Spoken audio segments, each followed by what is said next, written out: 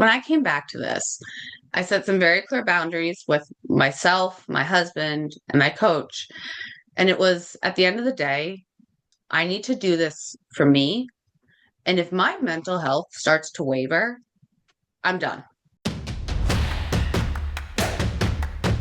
Welcome to the only place where real, raw, and vulnerable conversations happen with IFBB Bikini Pros to give you an inside look at their struggles, strategies, mindset, passions, and all of life beyond the stage.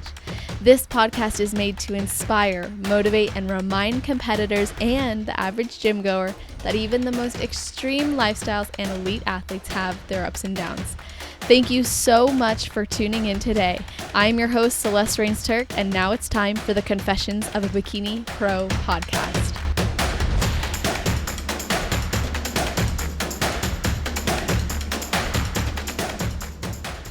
Today we are speaking with your Miss Bikini USA, who started competing in 2017 as a form of therapy from a severe eating disorder and never looked back. She credits the sport to saving her life and has since competed in 13 shows, 7 of those being national shows, and then recently placing 5th at the Tahoe Pro for her pro debut, which is an amazing accomplishment.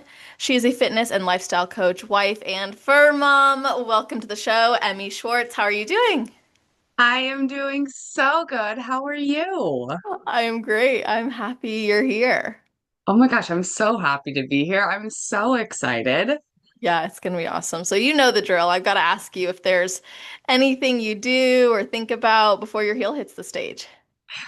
Yeah. So, I mean, like, kind of nothing super crazy, like traditional stuff, like, get cozy backstage, turn into like a little blanket burrito, um, put on like, your like solid, your pump up music. But I think the one thing, and it's not like a tradition kind of thing, but you know how when you're on stage and those moments where like you're just on, like it clicks, you're flowing, everything's great, you're a queen of the world. I think like I've gotten, and sometimes not as good, but I'm pretty good at like channeling that almost in like like people who are really good at meditating, how they can just like access that. Mhm. So like the second my heel hits the stage, that smile comes on, like being able to like turn it on. I don't know. It's just like these little cues that you give yourself. And I guess like it's just queuing up when you're like that next girl on and like prepping for that. Like that's it. I love that feeling. Like it's so just talking with you about that, hearing you share that, it's like, wow, that is one of the best feelings. That's part of what makes me miss being on stage, like whether it's during a improvement season or Mhm. it's now that I'm retired or what it is. Like I loved that feeling of you're lined up backstage and something just switches and you're ready to like perform. Yes.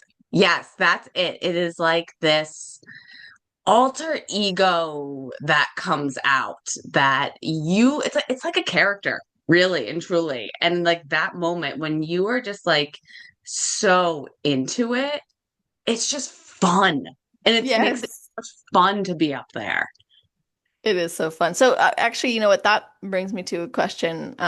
How did you go from just turning pro to developing a pro routine and placing 5th? I mean, that's a big accomplishment, but also that time So, frame was really short. So how sure did you was. develop your pro routine right after going pro?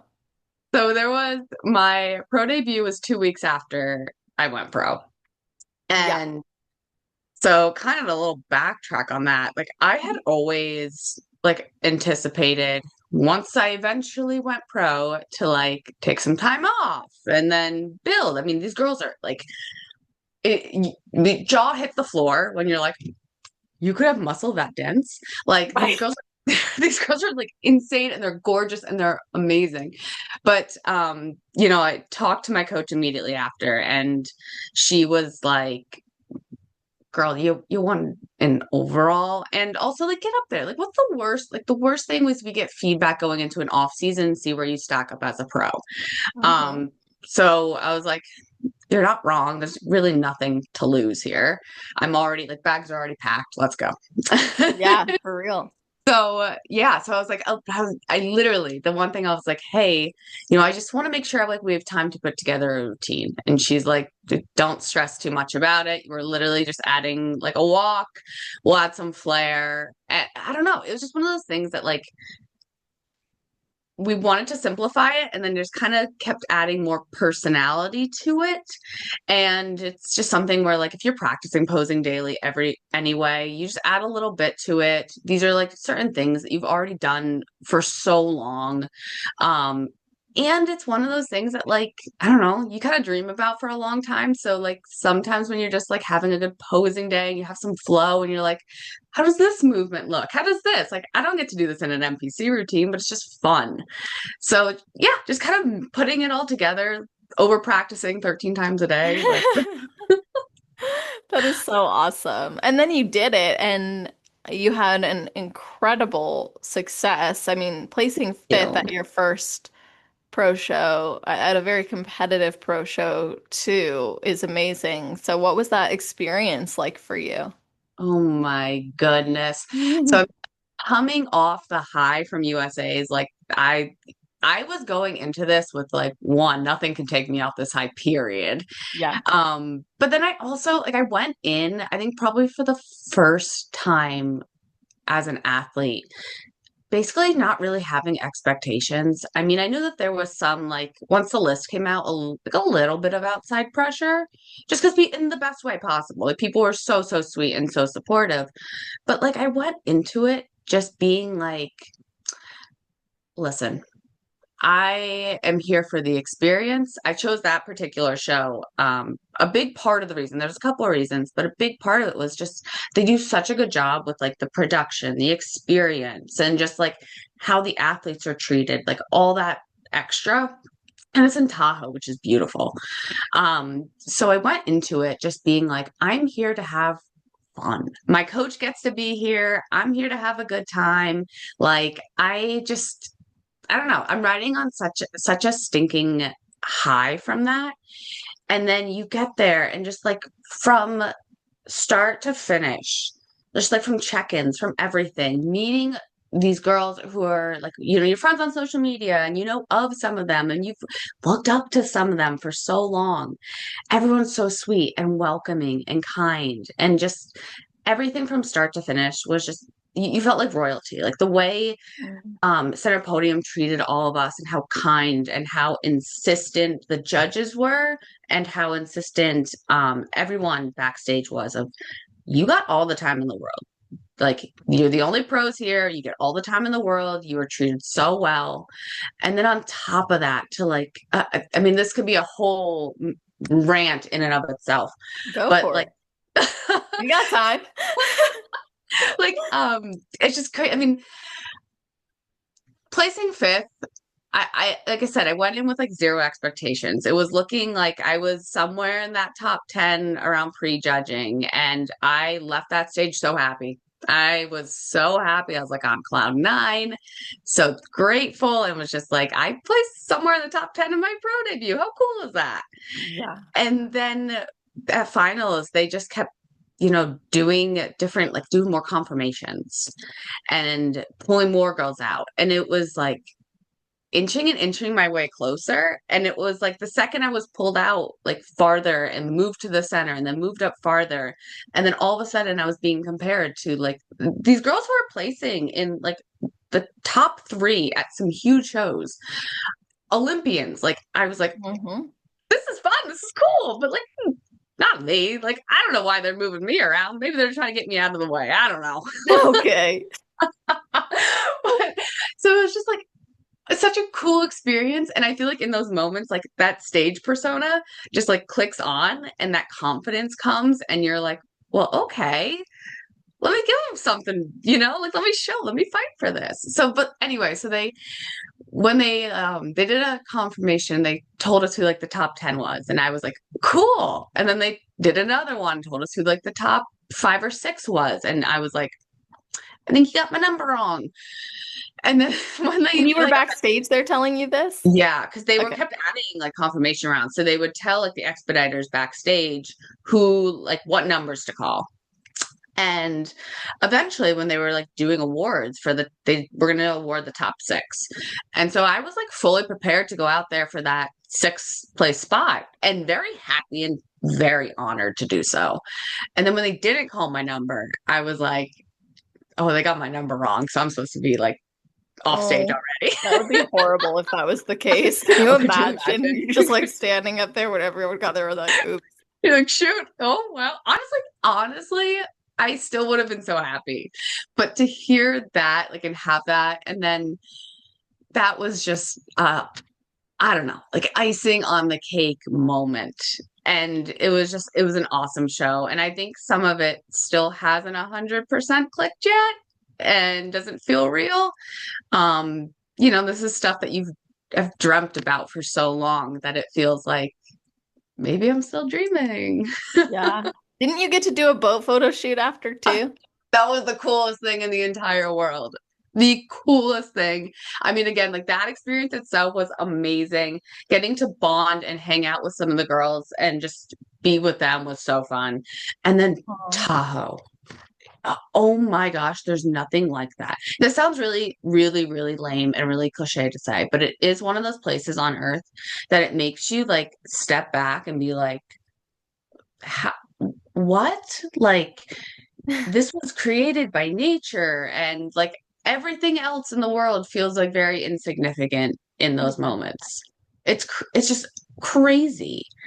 Well, especially when you're like riding that high too of like you just Totally. won your pro card, you just placed fifth at your pro show, you're around these amazing women who you admire and respect, Yep. and now you're in this incredibly beautiful place, soaking it all in. It's a lot different than taking a plane home the next day. Oh yeah. And I've definitely had those plane rides home where there were tears and you were like choking it back and you were like, is this really for me? So in those moments, you're kind of like, seriously, like somebody pinched me. Is this real life?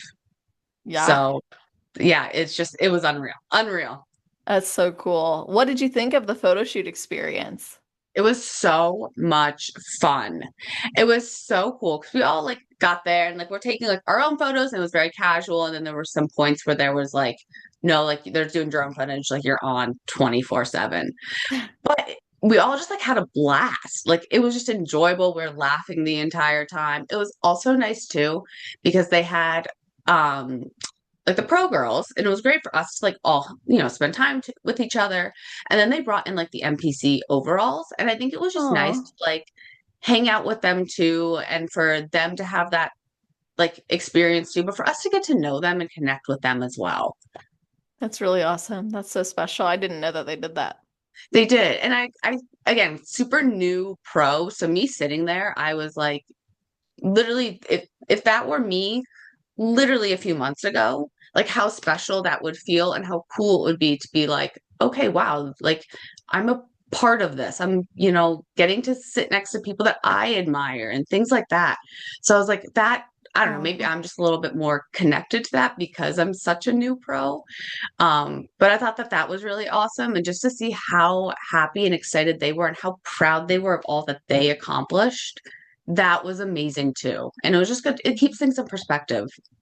Oh, for sure. And I think, your journey is one that is it probably very relatable for some of them too. I mean, coming so for you, you came so close to your pro card multiple times. And Yeah. like you said, there were times you flew back home, choking back tears. So and it was 2019 USA's where you took right after that, you took 6 years Yes. off. You're like, I like maybe I'm done, right? Like you thought you were gonna retire. Yeah. Yeah. And so it is like a full circle moment Right. because I was actually a little nervous going into this show because I try not to have like emotional connections to that stuff. Like I'm a very, I tie myself emotionally to a lot of things, but there was a little bit of fear of like, I got my heart hurt here pretty bad, a few years ago. So, Oh, for but sure. but yeah, so 2019, I was placing in consistently circling the top five nationally for a couple of years. And there's like kind of like this cliche and like it doesn't mean anything, but when you are that close and you're with like the same girls in your class, like everyone's like, it's your time, the next time's your time. Like they don't have control over that. Like that's Right. something, but still, it's like this thing, and you kind of get it in the back of your head. But either way, it was like, doing well. And then that was the year that like I feel like 2019 was the year where the division did start to evolve pretty drastically. And especially just in terms of like muscularity. Hmm. And I wasn't 21 yet because I turned 21 after USA's.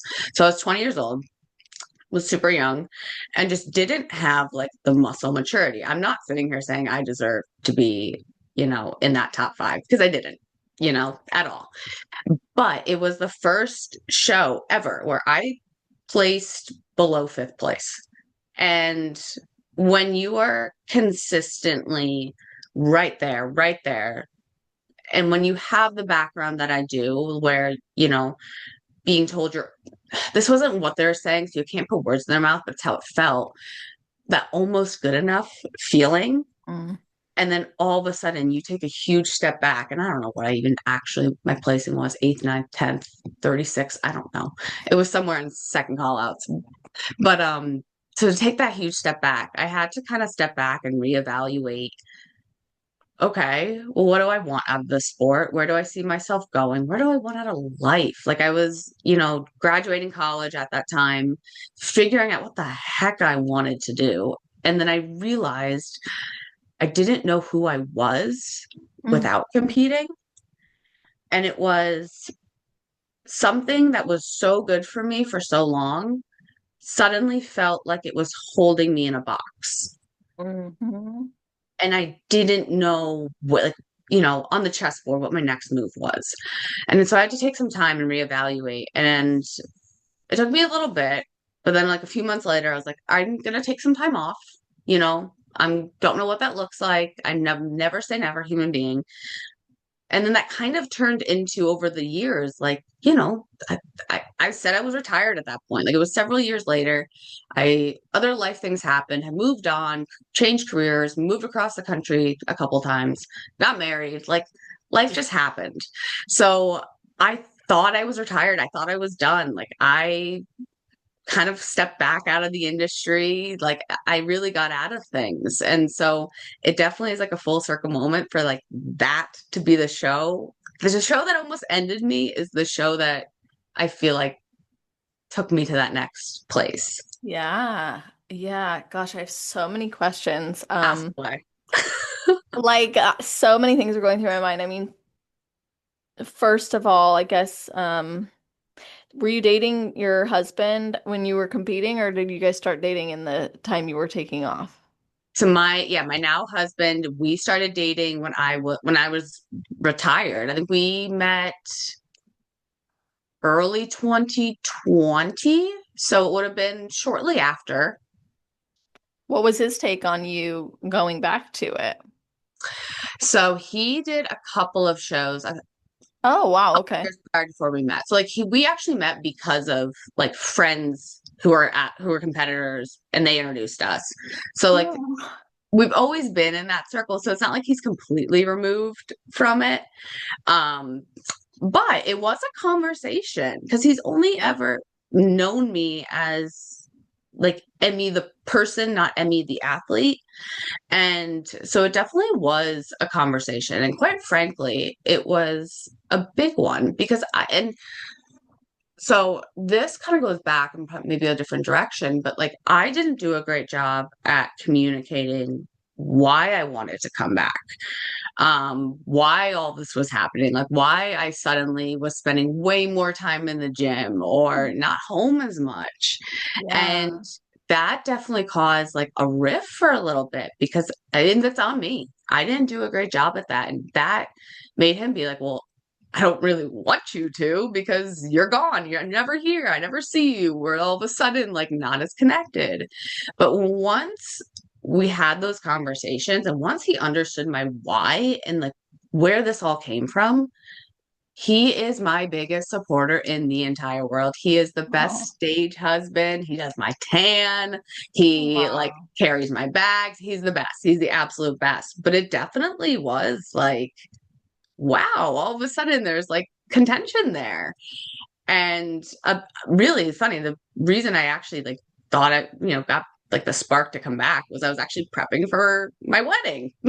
Oh, okay. I was Yep. curious, like, what was that spark for you? Yep. So we actually did two ceremonies. We did one with family, one with friends. And when I was getting ready for our first ceremony, I all of a sudden like I've never left the gym, but I definitely went through the motions, was like quite frankly banking on the fact that I had like muscle already built up and I can kind of, coast through. My diet was always pretty in check. Um, so I was never like training hard, to be completely honest, for like 5 years. Mhm. And when I decided I wanted to just, tighten up a little bit for my wedding, look, feel my best, I got a coach and because again, like I've had coaches for so long. I'm a coach. I understand the value of them. I just Mhm. wanted somebody else to be like, here, do this. I'll go execute. I fell in love with it again. I fell in love with the passion and it became like such I don't know, just a good mental release for me. I felt good again. I did it for me. And I got to like, a really, really good, obviously I had lost the muscle, but like I still got to like a really, really good place where I felt good. It was the best my husband has ever seen me look. Like there was confidence coming back. Yeah. Then, so I kind of toyed with it a little bit after that first ceremony and was like, well, I don't know, like all the like the buts and the what ifs and the this and the that. And again, the division had grown in a beautiful way, but I was much more petite. And so I was always like, I don't know, I don't foresee myself wanting to put on that size again or take the time to put that size on again. But you know what? Let me just go through this, do it because I love it, because it makes me happy. If it happens, it happens. We'll see. If I ever decide to do this again, it's going to be more for just for me. Yeah. So then I was getting ready for the second ceremony. I did put on like a decent amount of size, just, kind of reaping the benefits of like having muscle memory in the past, kind of beginner gains thing again, because I was off Yes. for so long. Um, And basically, so I did that ceremony. We were in Mexico. And then a month later, I did my first show again. And kind of in the mindset of, I'm already lean. Mhm. Let's see what happens. Yeah. And then it got stuck. Came back to it. Reached, like, I told you. love that. Well, like, I think one of the things that stands out to me is you had said that you were very petite, but here you are doing so well. Thank you. Yeah, you're welcome. So you clearly put on some size. I mean, I don't know what it was looking like from your first ceremony to your second, but like Mhm. when you compare your physique to some of the top competitors, I mean, you've always had a lot of muscle, in my opinion. So now I'm really wanting to know the way you like you had positioned yourself after USA's to say maybe I need to take time off to grow, looking at these Mhm. women. But then you went and you placed fifth. Was your feedback at that point to grow?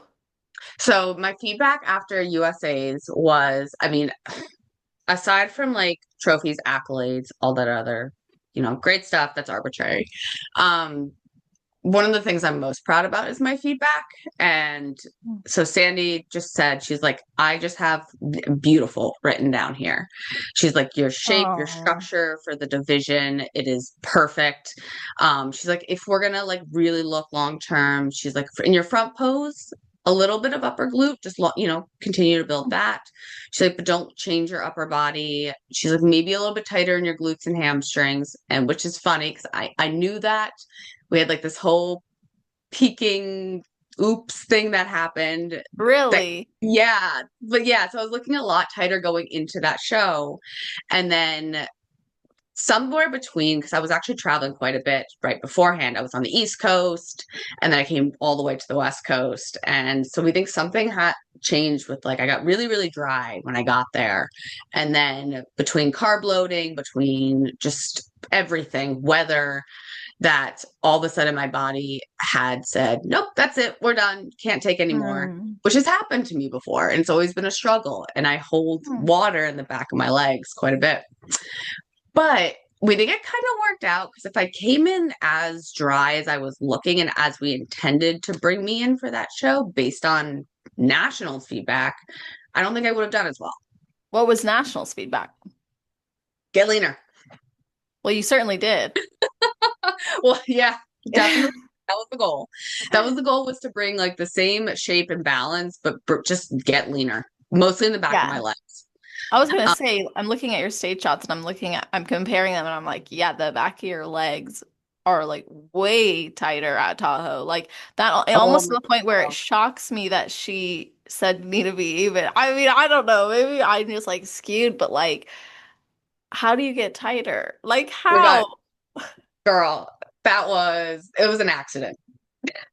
Okay. No way. Yeah, yeah. So we were like, okay, great, amazing. Like, love that feedback. That's super. Again, that's another reason I did a show 2 weeks later. It's like, okay, we already know that we can pull it in just a smidge. Like, we're not going to overdo Yeah. it. Not going to be crazy. It's going to be a pretty nice, like, coast into things. Shelbs and I were already like, my coach Shelby was like, we got some data on how you're peaking. We know exactly, we're going to push your peaking later in the week. Like, things will be good. Well, my body went into absolute overdrive between the Friday before Tahoe and my stage weight from USA's. I think I dropped like 5 pounds on accident. Whoa, And yeah, your body was like, okay, we're just gonna drop and keep grind. apparently, and that's the thing, is it wasn't like we were being like starving into the show. Right. Like, we were feeding me. I was eating like a gross amount of food just to get my body to put some weight on. So I think, or Friday night, yeah, by Friday night into Saturday morning, I finally went up 3 pounds. And it was the only time in my life where I've been like, yes, I I gained three bet. pounds overnight. Let's, Yeah. That's amazing. but it's funny because I feel like my glutes and hamstrings, how tight we got back there was honestly where I needed my glutes and hamstrings to be, but I cannot get tighter anywhere else. And that's what I mean by like Mm, wanting to have a little bit more size on me is I yeah. definitely for prejudging was hard, a little stringy, like, you know, parts were impressive, but like we did take my walk to the back out of my routine because my glutes were striated. Oh, So smart. yeah, I mean, I was like, oh dang it, but But also, but a smart play. yeah. So like it wasn't intentional, but I had to eat so much stinking food. But then for finals, finally started to catch up to me. We came back a lot fuller, which led to, placing where we did, which was super appreciated that, all the judges and Jack were very insistent on like rejudging and paying attention at night and seeing, and that was part of my feedback after Tahoe was we came back looking so good Mm. that they did take the time to rejudge. I love that. When there's confirmation rounds, I feel like it's awesome because especially for pro bikini, like I mean, I guess for any pro show, really, when I think about it, but especially I think bikini, which everyone can have a great bikini structure, but then the way that it's displayed can look different. Yes. Yes. And it looks different on every single girl. Mm-hmm.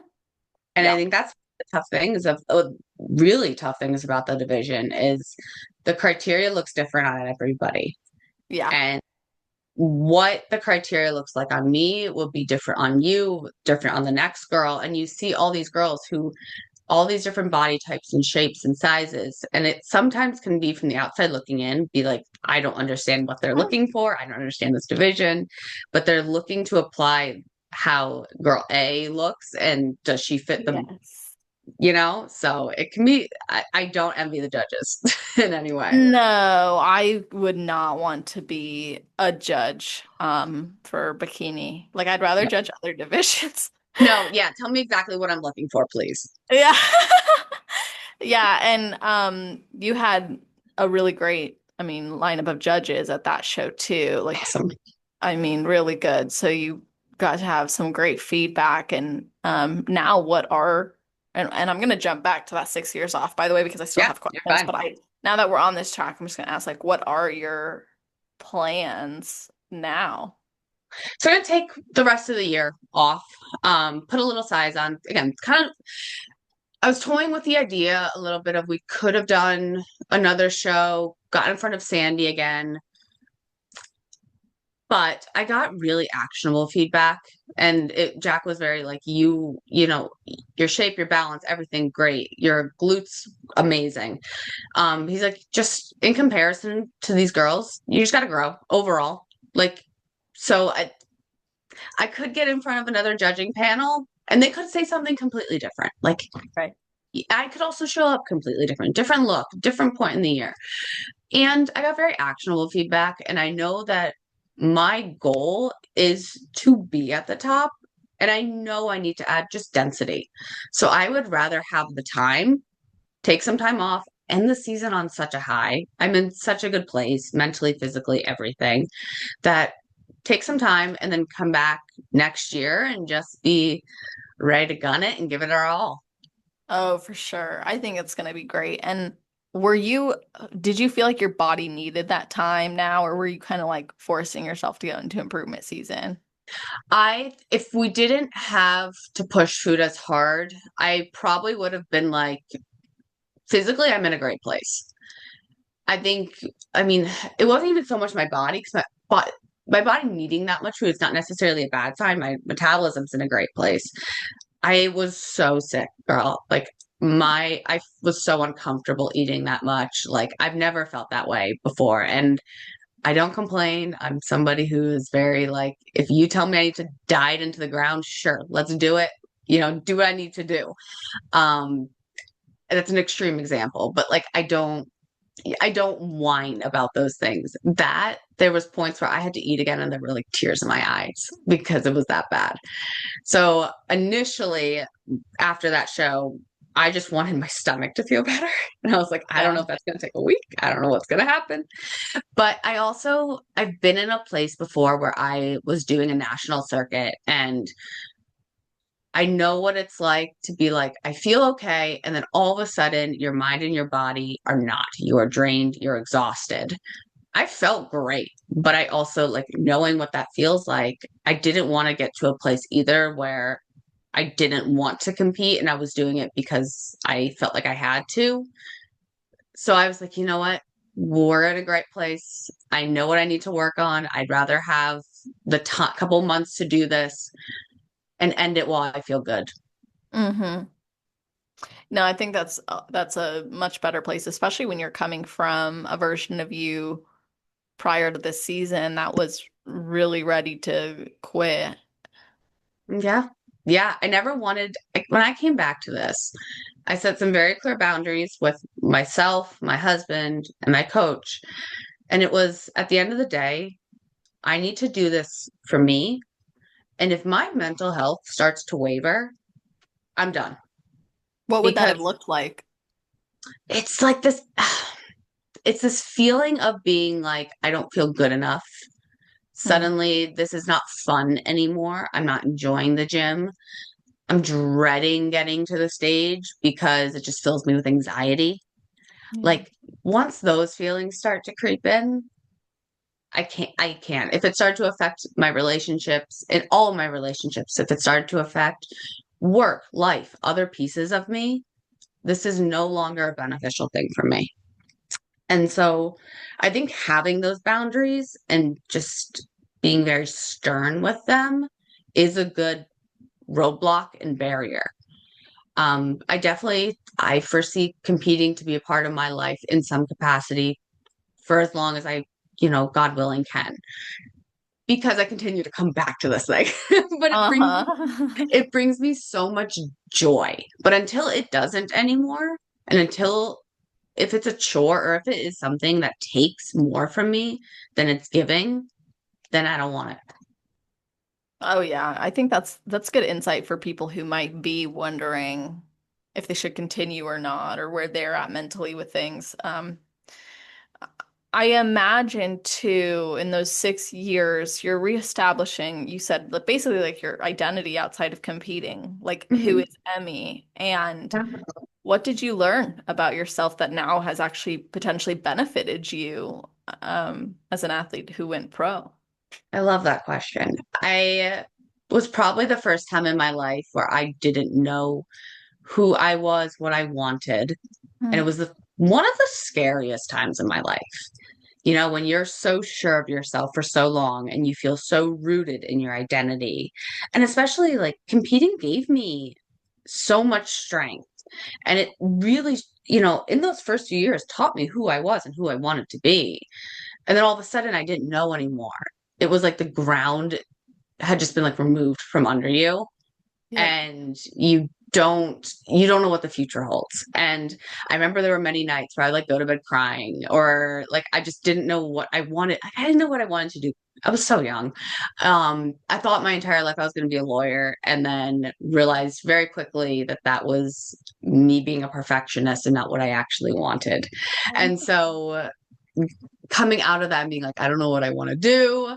I am graduating college and I have no idea where I'm going career wise. I don't have this thing that gave me so much comfort for so long. Yes. There was a lot of times where I was just like, I know you're going to get to the other side of this. You've done harder things in your life. Um, but it was emotional. And so in that time, I had to learn to find assurance in myself. I think that was the biggest thing that had always been lacking for me is that self-belief and that self-worth that without titles, without anything else, you know that you are a good person. You know that you are X, Y, and Z. You know these things. And to be able to figure that out. And I also have to, commend my husband, my now husband. I say now husband, that sounds insanely weird, but like at the time he was my boyfriend. I got Um, you. God, that made sense. Yeah. But I have to commend him as well too, because his assurance and his faith and his belief in me from the day I met him helped me realize that I can find that in myself too. Hmm. And so I just always want to be at a place where if everything were taken from me, I know I'm okay. I know at my core who I am. That right there, I think, is key for anyone pursuing anything. Like if the if what you're pursuing is going to cause extreme detriment to you, your life, and your mental health, if you do not actually achieve it, then there needs to be a shift in what pursuit means to you. Yes. And it's really funny you say that. Again, kind of circling back like to the Yeah. bikini aspect, but you can apply this to literally anything else. Something I said to myself a lot this prep was even if you go to USA's whatever show, this show, that show, if you go there and you don't win, you're still going to wake up the next day and you are still going to eat your meals. You're going to do your cardio. You're going to train. You are still a bodybuilder, amateur Mhm. or pro, win or lose. It Yep. doesn't matter the result. Is it something you want? Yes, and you can acknowledge that. But at the end of the day, it doesn't change who you are as a person. And it doesn't change the fact that you love this sport, you love what you do. You're going to do it regardless. You're just doing it with a different title at a different level in a different league. That's really it. And so it's really funny you say that because I think having that in the back of my head was also just affirming that belief that regardless of outcome, you are who you are.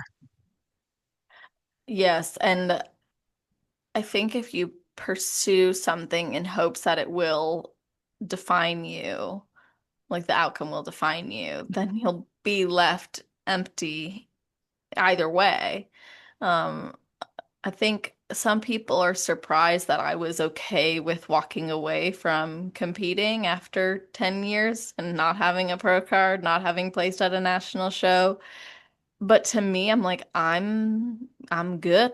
I'm good without it. Who I became in the process of competing and everything that I've learned, like that was the true reward. And I got to a place, Emmy, where I was like, I'm ready to just not do this anymore because I have so much assurance in who I am and what I want in life that I know with or without stage, like I'm still Celeste, like it's still me.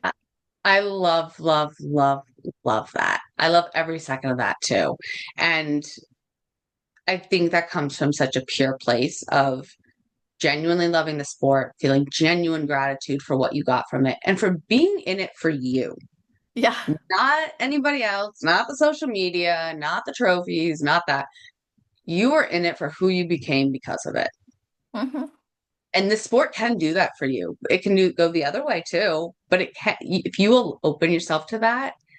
And that is one thing that, like, during that time when I wasn't competing, and I wish I could say I walked away the same way you did because I didn't. Because when I wasn't competing, there were plenty of times where, like, that vision of winning my pro card would like creep in my head Yeah. and I would cry. Like, I would genuinely, it's like the one thing that could actually make me tear up on command.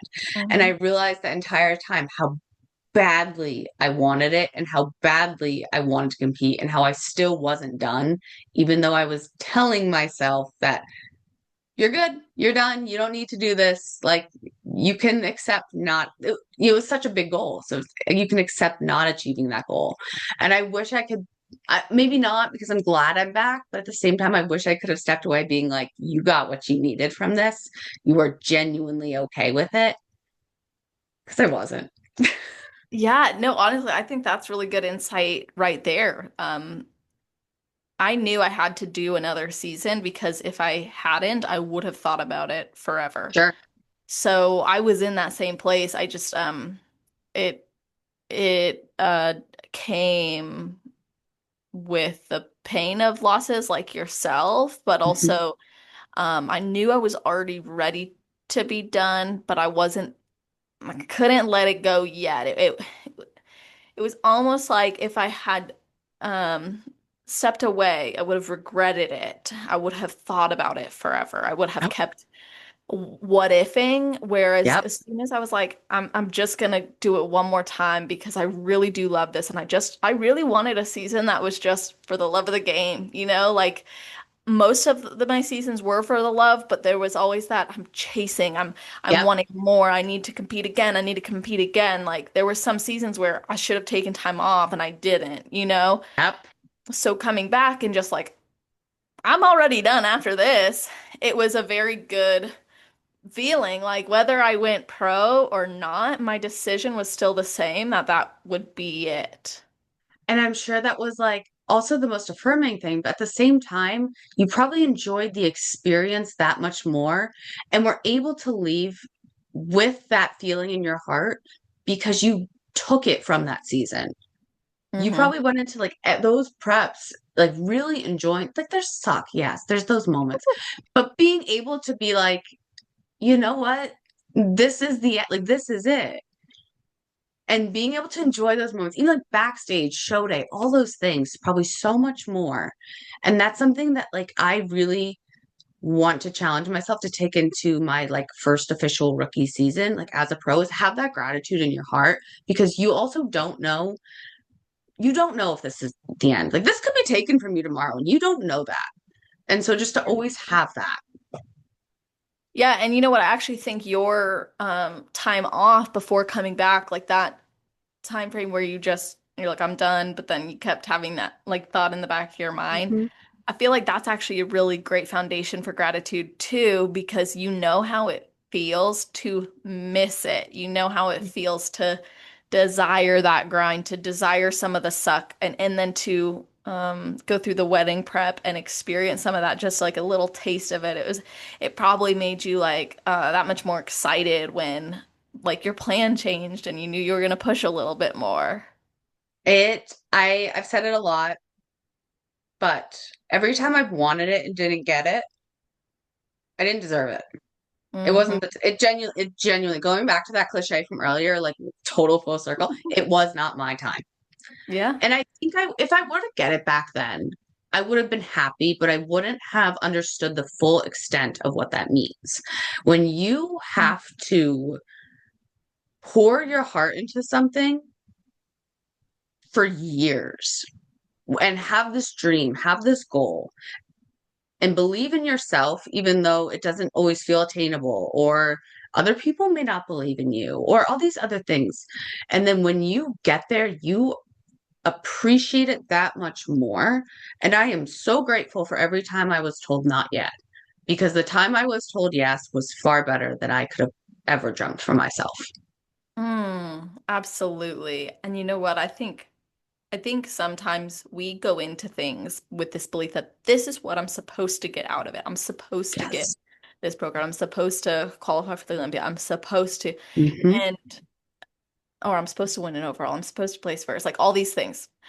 But I think we neglect that God has potentially set up a different purpose for that pursuit than what we think. Like, I didn't know this was going to come out of it, Confessions of Bikini Pro. I didn't know Build More Than Just a Body was going to. And so I'm like, I think God was working in a different way in competing in my journey than what I thought. I thought I'm gonna finally go pro as an athlete, and or I'm gonna become a pro athlete in something.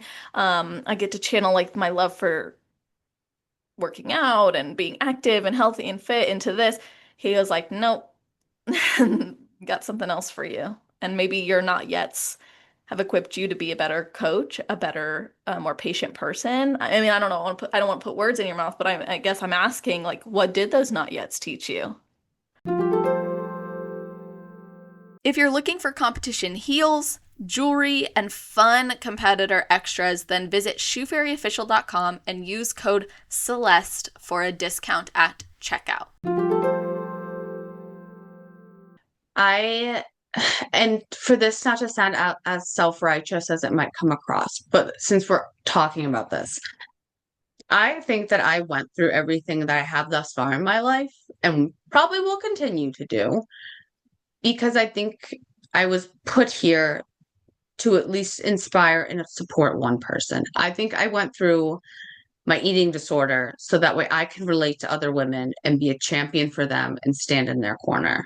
I love competing with my heart and soul. It is something I very much do because it fills my cup and I can channel a lot of anxious energy into it.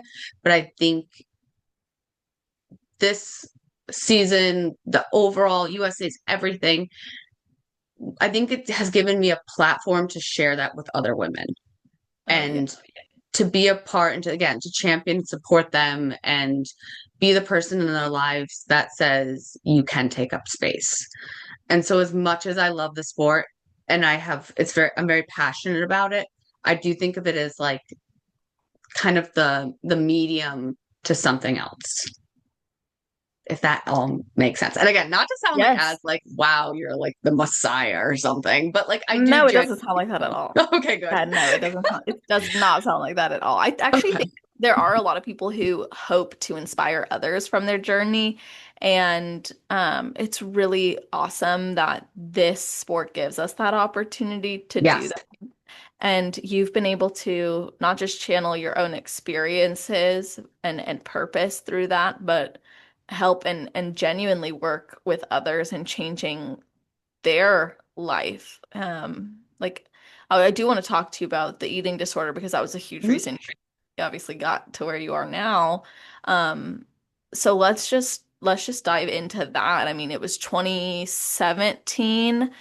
Um, you decided, okay, I'm going to start competing. But what eating disorder did you struggle with? And then what made you attracted to bodybuilding as your way to overcome it?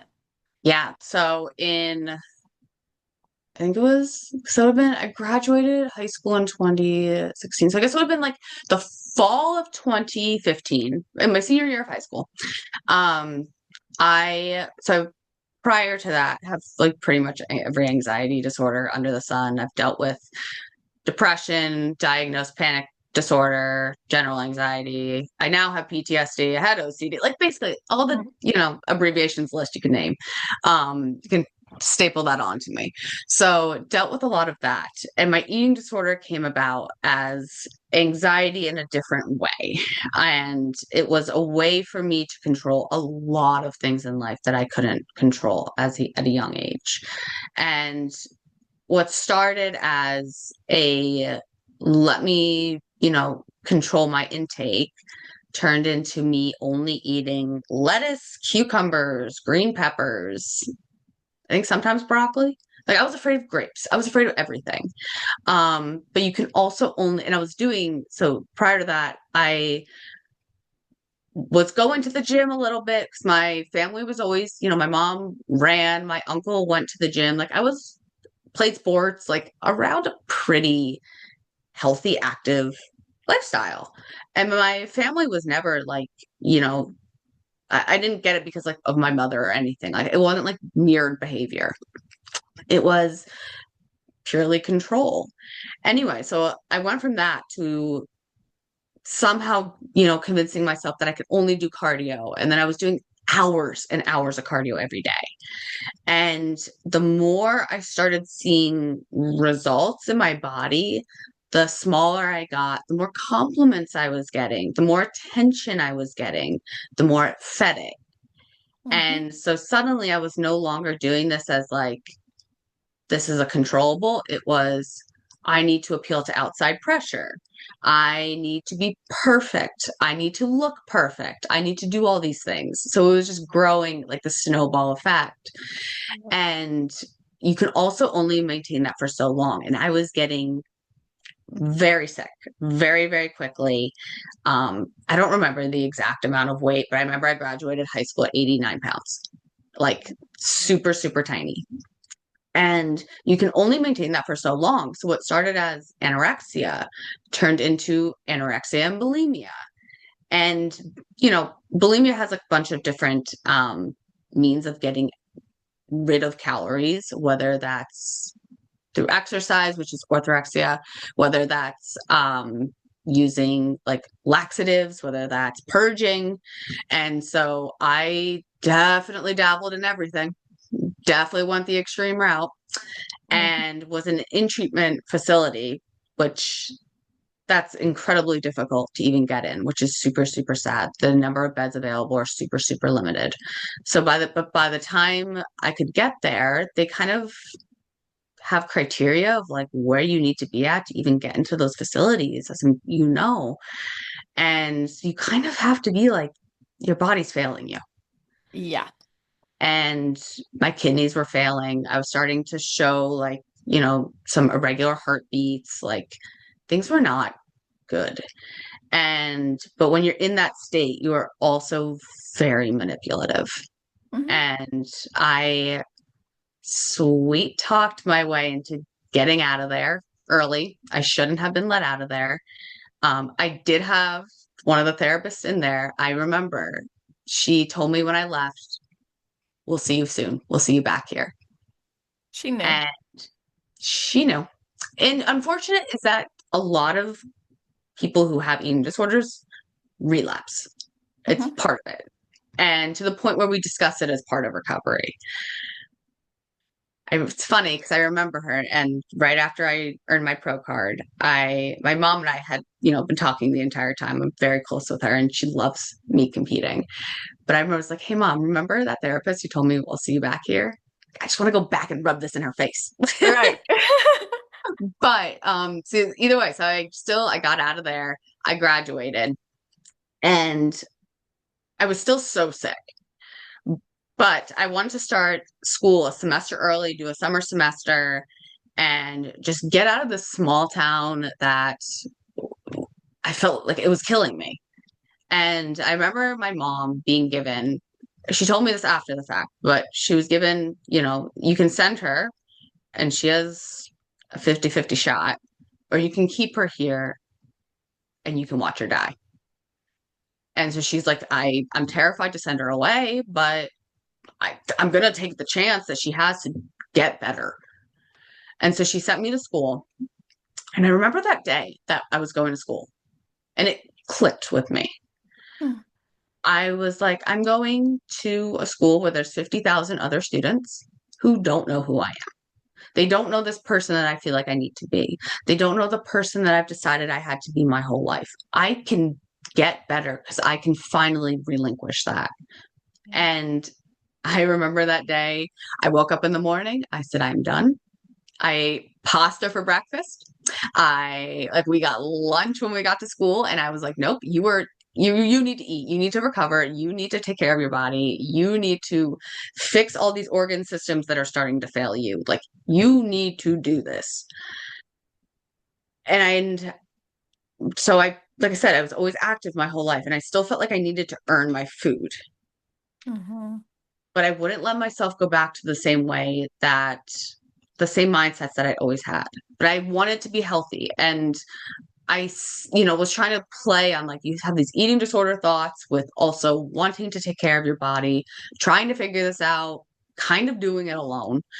And so I was like, you know what? All right, fine. If you're going to do this, then there weren't like sports going on because it was summer semester. I was like, you can go to the gym and you can work out and you can get really strong, and it snowballed. And like that's so when I said I wanted to be a lawyer, all of a sudden I became obsessed with like learning about nutrition. I found macros. I figured out that, oh my gosh, if I want to build muscle, like how much I had to eat to repair what I've already done on top of if I want to grow. And I started following like a lot of like the OG like fitfluencer, athletes, competitors, because it was all kind of mixed into one.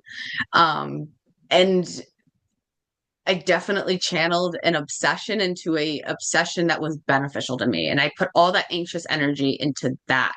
And every time that those thoughts crept into my brain, I would just be like, nope, you got to grow. Nope, you want muscle. You're not going back. We can't go backwards. So we at least got to go forward. And you're going to put this somewhere. And I don't know. It literally saved my life. Mhm. And I am somebody who like I don't, do anything at half capacity. So I trained hard and people always ask like, "Are you competing? What do you do?" And I was like, "No way. That is going to make my eating disorder worse." So And you had that belief going into oh, it. totally. Okay. Totally. I was very, very protective and cautious of that. But I had a girlfriend who she had started competing. And she is just like, I remember at the time just being like, this girl is jacked. She looks so cool. Like, she's just I love it. Like, I loved every second of it. And she kind of gave me some insight into what it actually looks like. And she's like, you know what? Like, give it a try. If you don't like it, you don't like it. You know, if anything, it could be beneficial. It's keeping you accountable in the sense that you still got to grow into this sport. So, and I was like, okay. I talked to my mom about it. I was like, if anything, like the same boundaries that I had about coming back to the sport period, I put around that. Hmm. And so I did. I did my first show. I fell in love with it and just kept going. And it was something that, and I always respect the fact that I think I've always been more on the petite side, is that I've always had to grow into the sport. And so that has always kept me so accountable because I can't go back. I don't have that luxury. If I want to do well and if I want to continue to pour into this, you got to grow. And I love having that. And I love that, like, I know there's some people who don't love, how the division has changed and that bikini wants more muscularity. But for me, it's really good. It's really, really good for me because I can channel it in a positive direction. Hmm. So when you got into bodybuilding, how did it change your view of it potentially worsening your eating disorder behaviors? I think it's something I've always had to kind of keep at the forefront Hmm. because I mean, there's times like it's something that doesn't ever 100% go away. You are always around food. It's not like it's a substance abuse, and not to take from that, but it's not a substance abuse disorder where you can cut it cold turkey and just not have it around you. It is always in front of your face. And there are times where those thoughts are a lot stronger than other times. Mhm. But I think it's something that I've kind of accepted. I don't know. I wish I could sit here and tell you I will never have like those anxieties or that need for control or all those different things ever again. It's always, I think, somewhere in the back of my head and just a part of who I am and how my brain is wired and the chemical imbalance in my brain. So I would rather put that energy into something that is at least positive. If I am going to have, a bunch of OCD or all these other things, I would at least rather channel that in a way that is beneficial than trying to cope with it in a very negative way. Mm.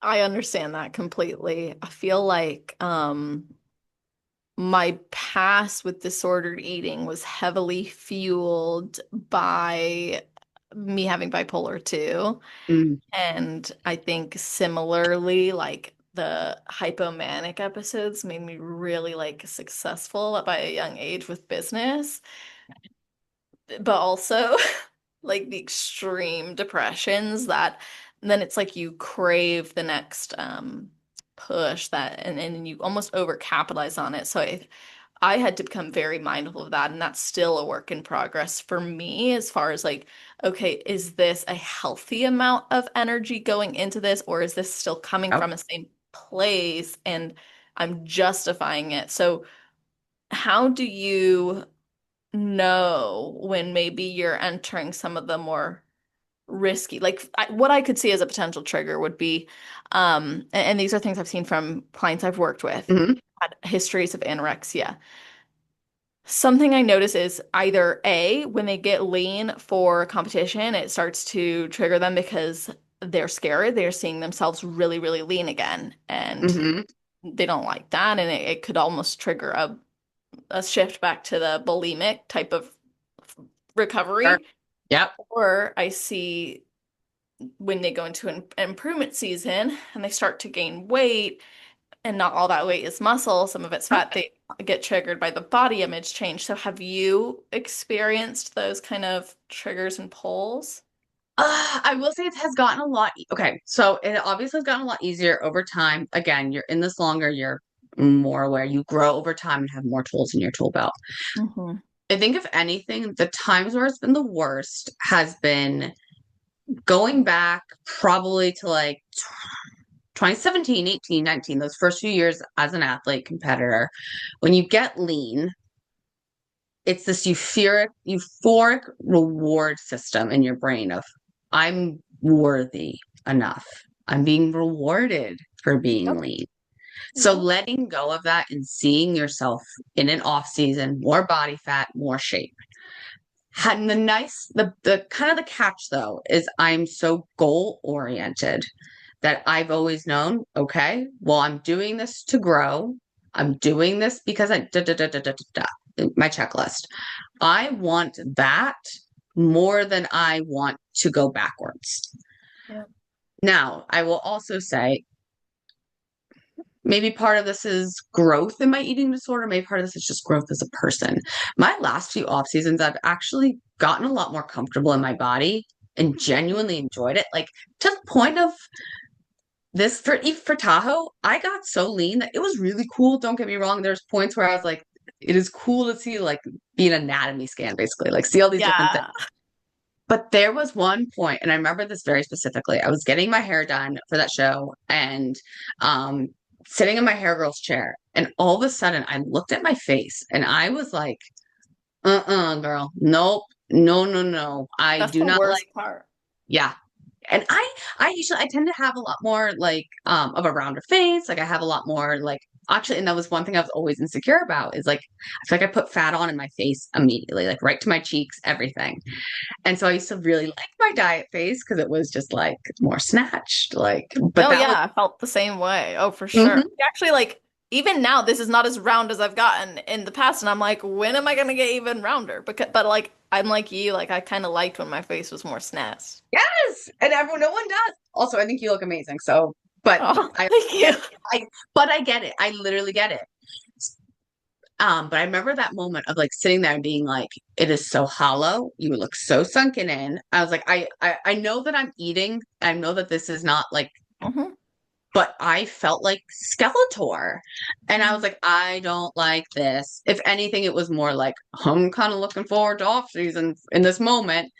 Like, I'm excited to compete. Do not take that way. But I was like, I'm Right. ready for, a little bit of a glow back.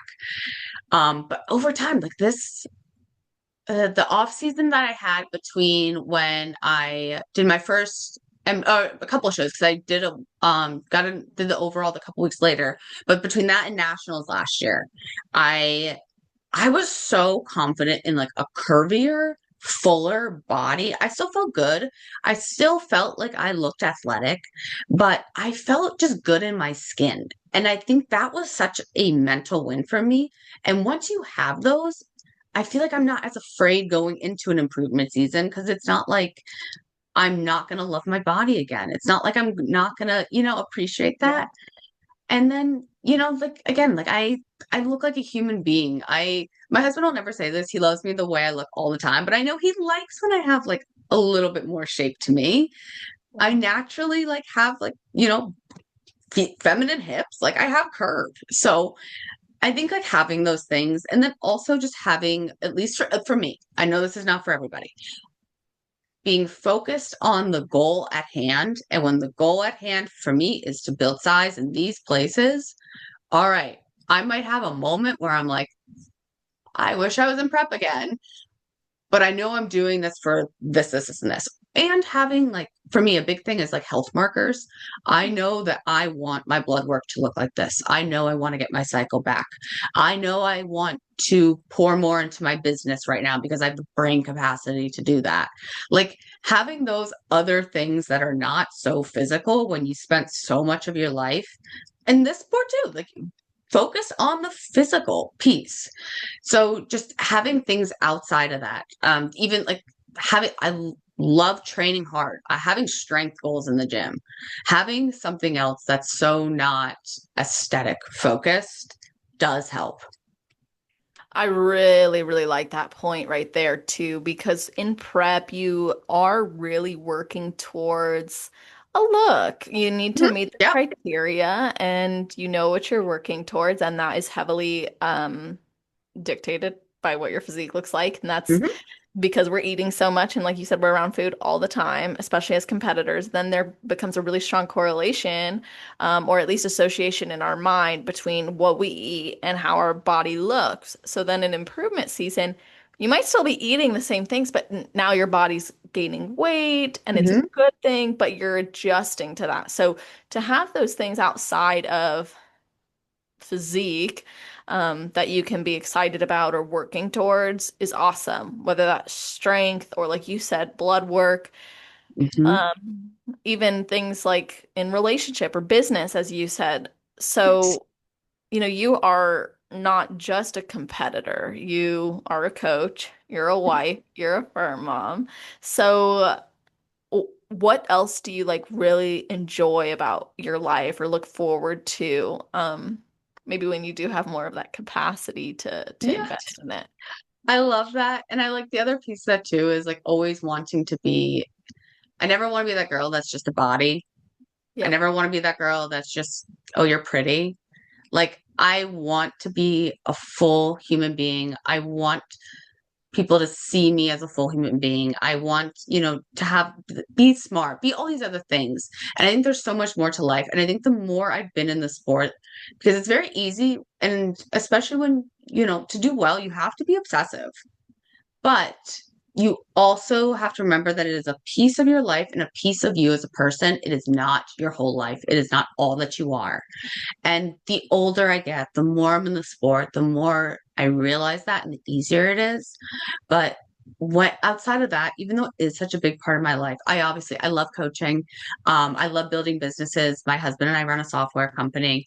Oh, Um, wow. yeah. I did So not know that. That's yeah, awesome. we like, well, this company itself is relatively new, but so we love doing that. We love like pouring into those things.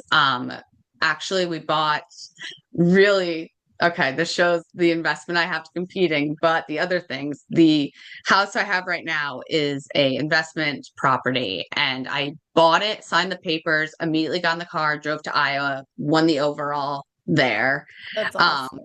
a year ago. So there's a So competing side awesome. to everything apparently in my life. But we love like doing things like that. We love to travel. Our favorite place in the entire world is Seabrook Island in South Carolina. Hey, I'm in South Carolina. I know, and I love every second of it. I was like, oh, That's we go awesome. there quite a bit. But we just like to travel, period. I love being outside. I love going for walks, being in nature, being by the ocean. Kind of like those cliche things, but I also like I always mention being a fur mom because my pets are my life. I have this like thing for rescuing animals, like especially handicapped animals. I like they Oh, always find their way here. So yeah, just having like other pieces of you and other things that bring you joy, make you excited. And that helps too with like those boundaries and especially keeping the eating disorder in check, yes. especially in off season, because you have other things that are filling your cup and giving you happiness outside of this one thing, especially when it's body focused. Oh yeah, I love that. I could not agree more. Having things outside of the sport. I mean, I got a puppy this prep and it was wonderful. Like, and he's grown so much. But like I mean it just gave me other things to focus on and do and be it made movement more happy and playful and I had less time to think, less time to rot on the couch when I didn't want to move because like I had to care for this animal and then he became like my best friend, like he's like my emotional support animal pretty much and it's just it's so special and I think having like I live close to family now whereas when I was in Arizona I was in improvement seasons was a little bit different, but I wasn't near family. So being near family, having continuing to travel through prep too, if you Yep. can, doing things so you're not just always like prep puts me in this box where nothing else matters. Like I don't think that's a healthy mentality. And I agree completely. And again, it's one of those things that I think you do learn and get used to over time, but you realize that prep does not mean the world stops for you. Right. You still need to be involved. Like I'm definitely someone that like I go out of my way to like pour extra into relationships, do social things outside. But it doesn't mean that when I'm in prep, that all of a sudden, because I did that in off season, it pauses. People Hmm. still need me. My clients still need me operating at full capacity. Like businesses don't stop. Those things don't end. So I really make it intentional to constantly be as involved as possible. And we've traveled every single month this year. September will be the only month we haven't. So Wow. I mean, we love it, and we That's love doing awesome. things. We love experiences, and just because I might have to go to the grocery store and plan ahead and bring my food with me, it doesn't mean that that stuff has to end.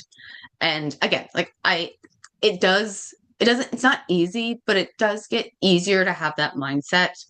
The more you do it, and the more you realize that this is a part of your life and it's a part of your lifestyle. And when your improvement season and prep are not super different in terms of the lifestyle you live, maybe the amount of cardio you do, yeah, but like aside from that, it it just becomes a part of you. So true. Yeah, and it's funny because I'm married to someone who had no understanding of bodybuilding at all. So my most relaxed season, if you want to use the term relax, I don't know, just like less Yeah. Yeah. was this one. And he still thought I was so he's like, you're so disciplined, you're so strict, you're so and I'm like, wow, and here I am thinking I've actually let Let go. go of some of that. Like previous me would have never done this. Like it's so nuts. But it does put things in perspective too when you allow yourself to be around people who, because Instagram makes us Mhm. feel like our little niche world is The whole everything. world. Yeah. Then you like step outside, you go to the grocery store, like nobody knows who Miss Bikini Olympia is, and you're like, hello, unless they live in Vegas, maybe. But like you're like, hello. Like even yeah, it's crazy. I mean, most people don't know. I mean, most competitors even after a few years are like, I don't know who won 2019. I could maybe name the people. Like most people would have this lack of awareness because I think we really love and relate to the process. Absolutely. And I've said that time and time again, and it really puts you in perspective. And sometimes it's just like a good mental thing. But our little niche world means nothing to anyone else. Like you go and you can win a show, and then the next day you are going back to work, back to life. Like it doesn't matter. Yeah. And it is a humbling experience, but it's not like you're an NFL player in the sense that Right. like people are going to recognize you. I mean, people in our world, They will. sure. But other than that, like you are a human being. You might be a human being and you might look great and like have like, walking through the grocery store, but that's it. And it is such like a humbling thing too. And it's also funny that you said that because we are so hard on ourselves and we are so disciplined and we are so exact and so precise. And that is the expectation we have set for ourselves. But even if we are operating at 50% of that, because I even think back to when I wasn't competing and people still thought that, wow, you were Right. so disciplined, you were so this, that. And I was like, you should have seen me a few years ago. Exactly. You Like, haven't seen anything no, yet. literally, like, I feel like a schmuck right now. Yeah. But like, you are still the 1%. And I think that's also something to keep in your head too, of even when you feel like you're not at your best, or even when you're in peak off season and you're like maybe not feeling the most comfortable, or whatever the situation is, just remembering that you are still doing what other people could never do. And that's pretty impressive. Yeah, absolutely. And similarly, like most of the times when you allow yourself to step back, like you go into an improvement season, maybe, yeah, you're not doing 100, maybe you're looking more like 75, and that might seem really low, but you're like, well, it's actually still really great. I mean, even that's an accomplishment because I think Totally. competitors were so equipped to live a healthy lifestyle, but we've put so much pressure on it. These macros have to be perfect, the workout days have to be perfect, the recovery days have to, everything has to be perfect that we don't give ourselves enough credit that we could actually pull back and be very, very equipped to be healthy. Absolutely. I mean, like that's the thing. When I look back on like when I wasn't competing, I 1,000% honest. I mean, there's sometimes where I'm like, wow, if I was training the way I train now, imagine where I'd be. But you Right. can't do that. Can't. But I would go in the gym and like go through the motions. I still looked great. Like looking back, like I mean now, like you're so hard on yourself. I definitely like there was points where I was like, I've looked better. I've done this, not the other thing. But I was content with being where I was. Like you have really and truly have so many tools at your fingertips, but you're right, because we're so used to being so on it. If we're not that way, we feel like everything is going to fall apart. Mhm. It's not. I mean, at the end of the day, I mean, this is like for a lot of my lifestyle clients, we do macro ranges, right? Because Yeah. at the end of the day, those 20 calories is not going to make a difference in the grand scheme of things. You're just moving the needle Mhm. forward every day a little bit over time. You're Yeah, going to get there. that's right. Yeah, yeah, and comparing yourself to competitors when you're a lifestyle client, like that's so unfair. Or even being Hmm. a competitor and comparing yourself to like your prep self or your improvement season self, like it's different. And I think that one of the beautiful things that can come from competing is an acceptance that your body is always changing and evolving. It brings a lot Yep. of peace. It is. But you also like in so many senses, but also just knowing that yes, your body is never going to look the same at this point in your life versus this time. That's okay, but it's also made to. And I also think the more aware you are of what's going on in your body and how special it is and how crazy and cool it is that all these systems are interacting in the most perfect way at the perfect time to keep you alive. I think having that sense of there's something bigger than us too, working at play helps a lot. Oh yeah, I love that. Puts so much in perspective. Like transitioning for me from improvement season to from prep to suddenly I'm pregnant. I'm like, "Oh, okay." It's like amazing and there's times though where I have those thoughts because I'm like, "Oh, wow, I haven't seen my body look like this or do this in a while." But I'm also like, "Yeah, but my body's also never built a life form, like a child, a literal baby that I'm gonna hold in like Huh? 5, 6 months, depending on how long it wants to cook." I mean, like, there's there's so much to it that I'm like, I have to remind myself it's like very, very beautiful what's happening. So yeah, a little bit of extra like spider veins showing in my legs, or it's like, okay, that's literally like in comparison to the life form that's about to come from this, it's like nothing. That your body grew. And it's crazy that it can do that. I was telling a friend the other day that like I'm so in awe of my mom competitor friends for many, many, many reasons. One of them being you grew a human, your body did that, and now your body's doing this for you. Like that is such a cool thing. And like to kind of even tie that back to like the eating disorder piece of things too, when you have that appreciation for your body and what it can do for you, what like this sounds so silly, but there are times I'll be out for a walk and I'm like, my body's allowing me to move forward, enjoy this, see this beautiful sunrise, do these things. And it sounds a little bit Mhm. like woohoo, like, okay, you crazy No, I girl. love Okay. it. But those things we take for granted. And I think sometimes when you have had those experiences where your body was shutting down, failing you, where you didn't know if like you wanted to go forward. Like there are multiple points in my life where I thought this is it. I'm done. And so to have those moments when I was in Tahoe on that boat at that photo shoot being like, wow, this is life. It was genuinely those feelings of I'm so grateful that I have a body that is allowing me to do this.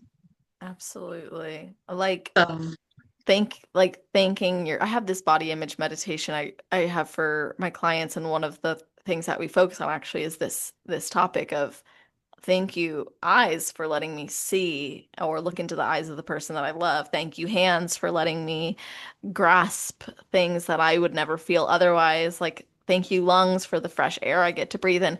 And all the little systems that work without us thinking about it. Like, our heart is just pumping because it's pumping. And some people don't have that. Some people have lost that ability. Some people weren't yes, born with that ability. So it puts it into perspective when we're like, oh, we're literally choosing.